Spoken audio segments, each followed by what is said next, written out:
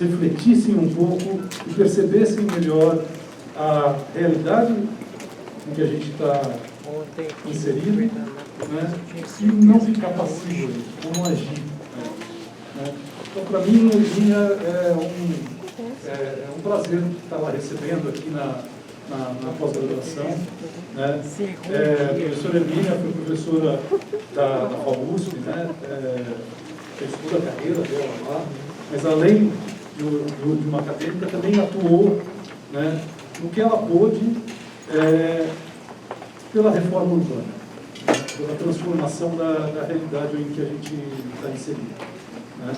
E quando a academia já deu, né, quando chegou na fase de se aposentar, a coisa que mais me admira, professor, foi ela ter se renovado, ter procurado, na verdade, nos jovens, né, esse processo de renovação, né, por meio do BR Cidades. Né?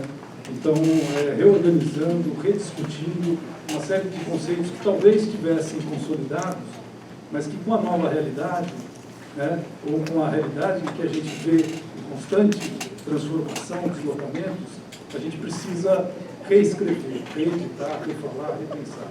Né? Então, eu queria uma salva de palmas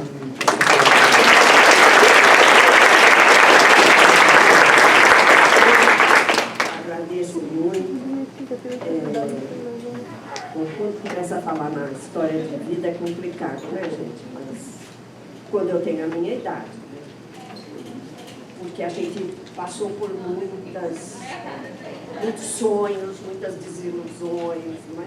E é muito importante que você não separe a sua vida desse contexto social, nacional, global, planetário, né?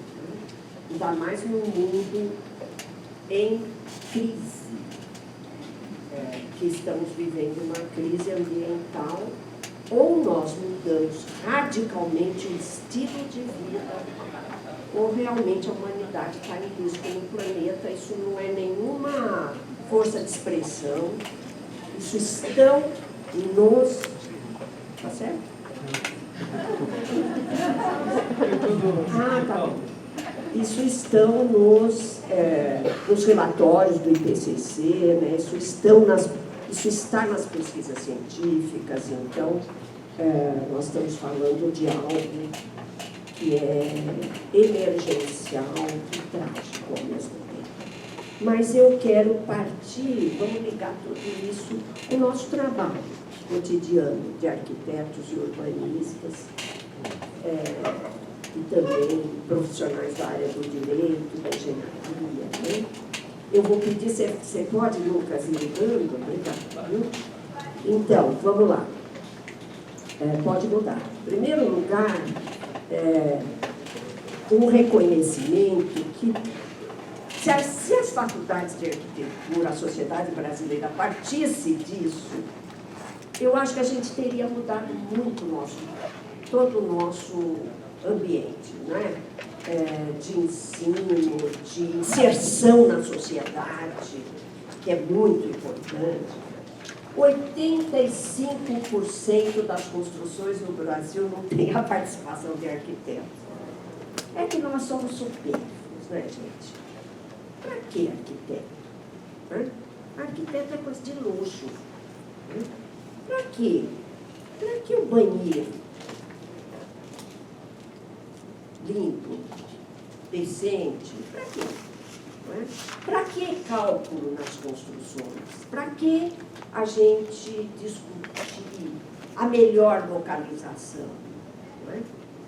A arquitetura não é supérflua. Ela é necessária. Mas, olha bem, gente, 15, isso é Datafolha, isso é CalBR, né? 15% das moradias no Brasil tiveram a participação de arquiteto. Não é? Então, faço essas questões aí, né? O que a arquitetura representa? O que a arquitetura representa no imaginário da população? Vamos conversar com a grande massa, né, de trabalhadores. Eles acham necessária a participação do arquiteto, né? Para nós não é? É uma necessidade básica, está ligada à sustentabilidade e racionalidade do uso dos recursos, não é? Racionalidade que é ambiental, econômica, social. O conforto ambiental é fundamental para a saúde.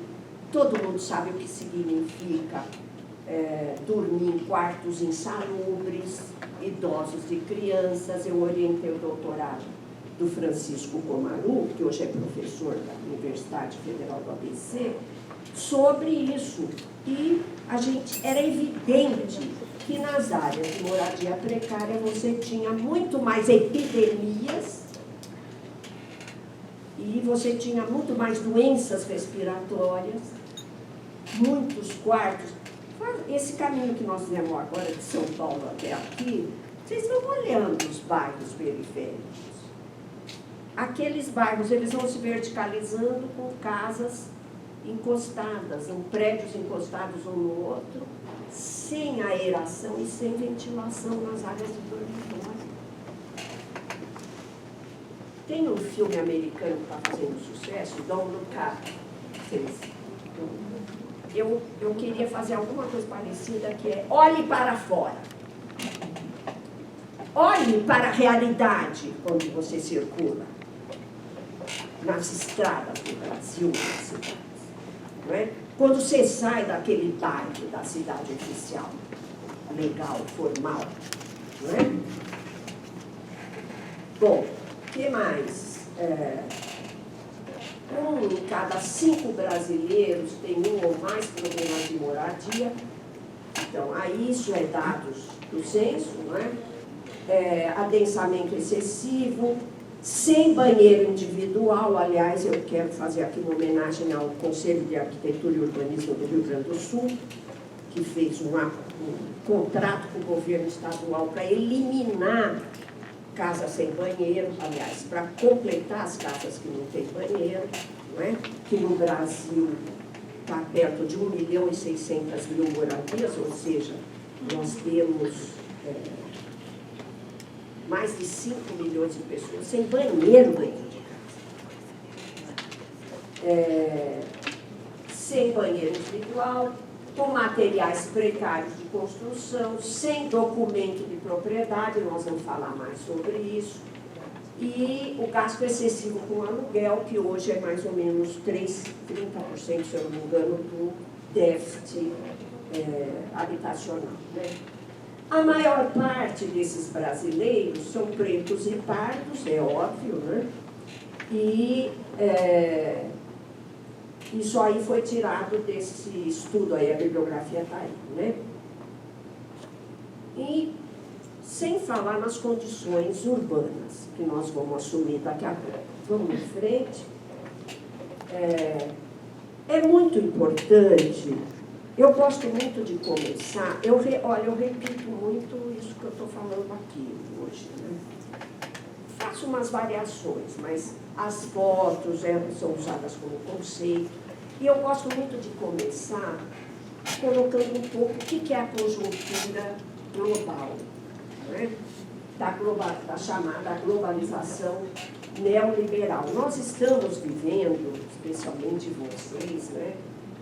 Que são jovens e têm toda uma vida pela frente, nós estamos vivendo um mundo em transição.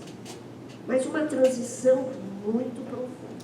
A crise do capitalismo atual talvez tenha alguma comparação com a crise de 29. Mas o problema é que nós temos vários aspectos, não apenas essa crise do capitalismo, a crise econômica, né, mas vários aspectos que cercam a conjuntura global, né? Essa crise econômica, ela tem muito a ver com a hegemonia do capital financeiro sobre o processo de acumulação de capital, né? Um capital que frequentemente acumula sem investir em nada. Mas ela também é uma crise social, política, ambiental e do próprio conhecimento, né? Do próprio saber científico.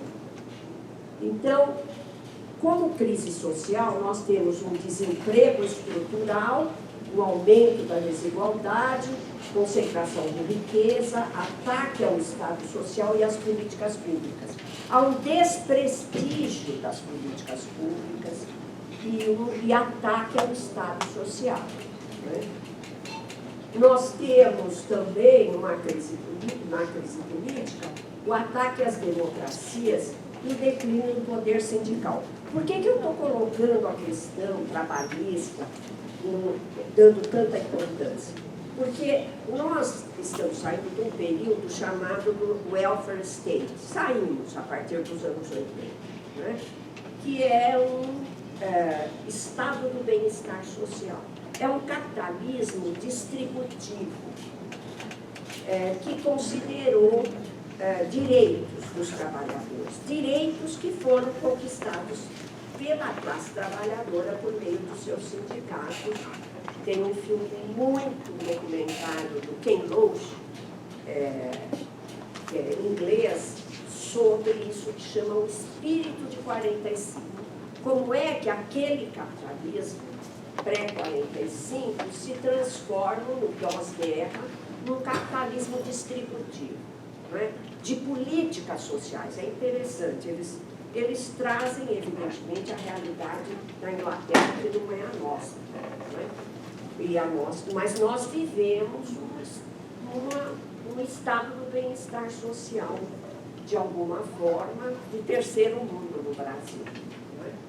Bom, então, nós temos o declínio do poder sindical, a crise ambiental eu já mencionei, o aquecimento global, a exploração predatória dos recursos naturais.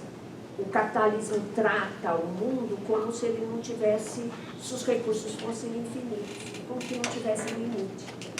Nós estamos vendo isso no Brasil, né? O que está acontecendo na Amazônia? O que está acontecendo em Belo Horizonte? O que está acontecendo muito perto da gente, aqui, né? Na região metropolitana de Campinas. Como se os recursos não tivessem limitados. E isso vai exigir uma mudança muito profunda, esse enfrentamento, especialmente começando pelo transporte na base do combustível fóssil, né? Nós passamos as últimas 2 horas olhando caminhão.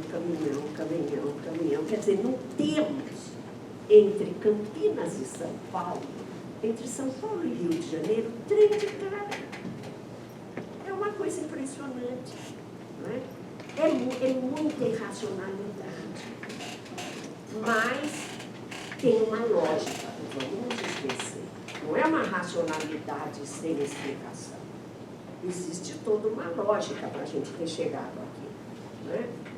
Bom, a crise da tradição iluminista, né, uma crise da racionalidade, dos ataques à ciência, né, e uma crise geopolítica. Essa está fazendo, todo mundo está percebendo, né, que a hegemonia europeia e americana no mundo está sendo, nós estamos entrando num momento que as características políticas são de multipolaridade. É muito diferente de quando o imperialismo americano estava quase que sozinho definindo aí as condições da geopolítica mundial, né? E para completar tudo isso, uma crise sanitária, que vai se repetir e tem muito a ver com a questão ambiental. Nós precisamos tomar cuidados com isso. Bom, eu não marquei aqui, eu estou percebendo, que é o ataque ao Estado Nacional. É interessante isso, porque ele é muito claro e nós temos toda uma bibliografia sobre isso no mundo. Ataques aos Estados Nacionais, né? Um certo desmonte de valores das nações. Começa pela globalização neoliberal. Né? Você desmonta a indústria brasileira para receber máscaras de fora, no começo da pandemia era assim, né? Receber coisas, toda a nossa indústria de confecção recebe produtos da China, da Coreia, não é? Então, você desmonta uma indústria baseada em interesses, mas especialmente de corporações internacionais, que são cada vez mais poderosas e cada vez em menor número. Né? E estamos vivendo, finalmente, uma revolução tecnológica. Vocês não percebem isso, mas nós percebemos a mudança imensa que nós estamos vivendo nas relações sociais baseadas numa nova forma de comunicação. É uma revolução. É uma revolução tecnológica que está atingindo, evidentemente, o mercado de trabalho por meio da uberização. Né? Eu vejo todo dia na frente da minha casa, tem uma moçada que faz entrega de bebida da Ambev, tem uma distribuidora. E eles descansam na calçada. Eu acho, é difícil eu ficar olhando aquilo, eu já fiz até discurso lá na frente da moçada, falar, gente, quer dizer que os trabalhadores lutaram décadas para conquistar jornada de trabalho, para conquistar jornada de 8 horas, né? Fim de semana livre, férias, previdência social, licença maternidade, e eles não têm nada disso. Eles descansam na calçada, eles comem na calçada. É uma regressão bárbara, não é? Essa tecnologia, ela está nos levando a o fortalecimento da individualidade. Isso atinge fortemente a universidade. Cada um, o látios, né? Cada um vende seu peixe. O seu peixe é o seu tema de pesquisa, o livro que você publicou, etc. E nós não vamos avançar sem esforços coletivos. Isso é necessário para um caminho no sentido contrário ao aprofundamento da desigualdade, dos direitos, etc. Mas vamos lá. O que a globalização neoliberal trouxe para o Brasil? Por que vocês vão depois perceber por que é tão importante a gente entender todas essas mudanças que impactam a vida de cada um de nós, né? Entre 1940 e 1980, o Brasil se industrializou e se urbanizou. Foi um dos países de maior crescimento do PIB do mundo. O Postman diz, era a China da época, nesses anos. Crescia 7% ao ano. Um país de futuro. Não é? E nós tivemos, a partir de 1980, a chamada desindustrialização. Quem conheceu São Bernardo, Diadema, São Caetano, nessa época, sabe do que eu estou falando. São Paulo. Né? Havia Por isso que, aliás, o Sudeste se tornou tão hegemônico no Brasil, por causa da industrialização. Mas, com essa desindustrialização e o retorno do país à condição de exportador, nós temos, então, uma mudança muito forte na política, na economia, na sociedade, no território, na dinâmica populacional e no processo de urbanização. Tem toda uma bibliografia que mostra que as cidades de porte médio crescem mais do que as metrópoles. As metrópoles, elas foram cruciais no processo de urbanização no Brasil. Elas concentravam mais de 30% da população brasileira. E nós temos, pode mudar, nós temos também, uma mudança muito grande no território brasileiro. Não é? Nós tivemos, vocês sabem, 400 anos de cidades que se situavam principalmente no litoral, e nós tivemos, a partir da desindustrialização, a partir do crescimento da hegemonia do agronegócio, quer dizer, o Brasil como um grande exportador de commodities, mercadorias agrícolas com chave financeira, então nós tivemos uma mudança no território brasileiro. Vocês olhem um mapa que é de meados do século XX. Meados do século XX, eu já tinha nascido, não é? E agora, olha aí o mapa em 2010. É muito pouco tempo para a história de um país. E tem até outras imagens que mostram melhor essa interiorização da ocupação do território brasileiro. Aliás, esse avanço sobre a Amazônia está muito ligado a isso. Né? E nós temos, todas as metrópoles do Brasil passaram a crescer menos a partir de 1980, mas não as metrópoles do norte e do centro-oeste. Né? Vamos lá. O processo de urbanização no Brasil, ele é muito recente e muito avassalador. Por quê? Porque nós estamos falando de um país que tem a 6ª maior população do mundo, que passou da população urbana em 1900, olha lá, 10% da população era urbana, e no final do século, 81% da população era urbana. E não é qualquer... Se fosse o Chile, que tem quanto? 13 milhões de habitantes, eu não sei bem, não me lembro bem. Portugal, que tem pouco mais de 10 milhões de habitantes. Uruguai, não. É uma das maiores populações do mundo. Não é? Então, olhem que impressionante que foi a construção de cidades no Brasil. Hoje, mais de 85% da população está morando em cidades, grande parte nas grandes metrópoles. Vamos lá. Então, a população total do Brasil, nesses 40 anos, cresceu 188%, não é pouca coisa, né?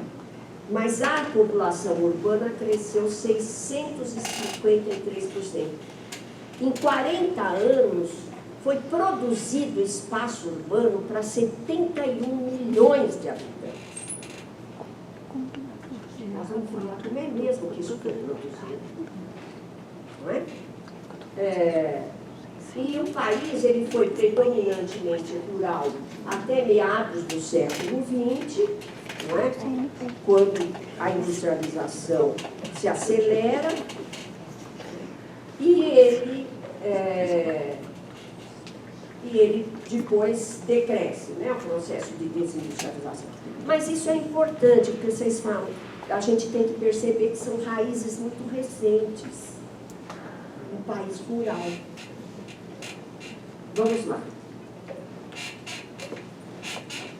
Nós falamos muito de mudanças na globalização neoliberal. Vamos falar um pouco de persistência das raízes brasileiras. 350 anos, com certeza, de regime de escravidão. Foi uma das mais persistentes do mundo, na história da humanidade. E é muito importante lembrar que dos africanos que saíram da África para o Brasil, quase 50% para o Brasil, para as Américas, quase 50% vieram para o Brasil. E foi o último país do Ocidente a libertar a escravidão. Libertar, vamos pôr aí entre aspas, né? Então, mais de 400 anos de economia e população predominantemente rural, menos de 60 anos como país predominantemente urbano. Nós passamos a ser predominantemente urbanos na década de 60 do século passado. E nós vamos conversar um pouco sobre o que eu chamo, já escrevi muito, sobre o nó da terra. A terra é um nó nas relações sociais do Brasil, né? Nós estamos sob hegemonia financeira? Estamos, mas não vamos, sem olhar para a realidade brasileira, aceitar a moda aí da financiarização, na produção do espaço. Vamos entender também as nossas, as raízes persistentes, né? Ou seja, a terra, até 1850, ela era propriedade da coroa. Não tinha propriedade privada no Brasil. Mas, para a terra passar a ser propriedade privada, quer dizer, para os escravos serem libertados, havia necessidade da escravização da terra. Escravização. Por quê? Para manter o poder de uma elite branca que era ligada ao agropecuário. A chamada oligarquia agrária. Vamos lá. Tem muita bibliografia, depois vocês me pedem, tem muita bibliografia sobre tudo isso que eu estou falando aqui, né? Então, 46, isso eu já falei, né? No Rio de Janeiro, por exemplo, em 1849, havia 210 mil habitantes, 110 mil escravos. Simples assim. A gente começa a entender por que mais da metade da população brasileira hoje é preta e branca. Pelo IBGE. Não é? Claro que você tem aí outra característica, patrimonialismo, patriarcalismo, além da característica da oligarquia agrária, né? Vamos lá, em frente. Vou deixar depois para comentar. Bom, então o escravo era um ativo financeiro até 1850, e há uma queda de braço ali no século XIX para entrar com a propriedade privada e libertar os escravos. E essa queda de braço, eu quero dizer para vocês que não foi resolvida até hoje. A terra é um nó nas relações sociais no Brasil. Não é? Tem toda estudos incríveis, muito bem feitos. Eu orientei o doutorado, Joaquim de Brito da Costa Neto, está lá no Instituto Florestal, foi impresso pela imprensa do Estado de São Paulo, que é maravilhoso. Ele nos deixou, infelizmente, ele trabalhava nos parques estaduais paulistas. E ele mostrou no estudo dele que o Estado, para implantar um parque estadual, às vezes tinha que desapropriar 4 vezes o mesmo pedaço de terra. Havia registro de propriedade em andares sobre o mesmo pedaço de terra. Não é?